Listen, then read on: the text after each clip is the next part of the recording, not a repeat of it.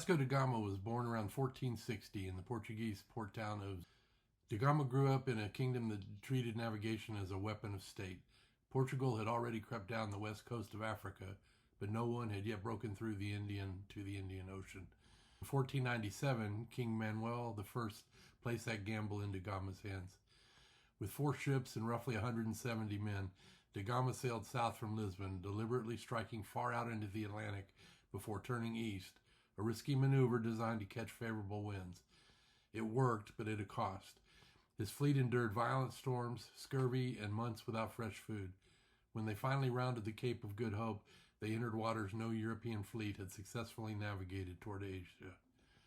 Along the East African coast, da Gama encountered sophisticated Muslim trading cities, Mozambique, Mombasa, and Malindi, already linked to India by centuries-old commerce.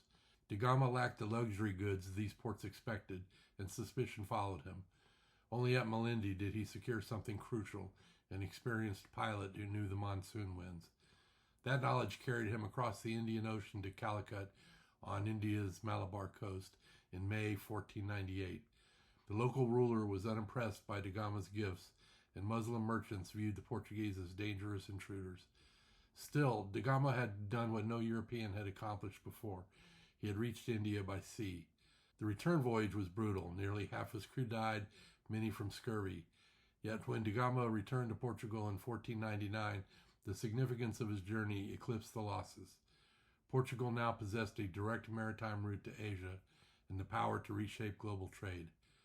Da Gama would return to India with violence rather than diplomacy, enforcing Portuguese dominance through cannon fire and terror. King Manuel I's instructions were explicit. Break Muslim control of Indian Ocean trade, punish ports that resisted Portuguese demands, and use violence as deterrence. Da Gama understood this as license for extreme brutality. There are several historical examples that I came across, but just one to drive the point home. The Pilgrim Ship Massacre. The most famous incident occurred off the Malabar coast. Da Gama intercepted a large merchant vessel, often described as a pilgrim ship, returning from Mecca. The ship carried hundreds of passengers, including women and children. After looting it, da Gama locked the passengers below decks and burned the ship. Survivors were reportedly shot or drowned.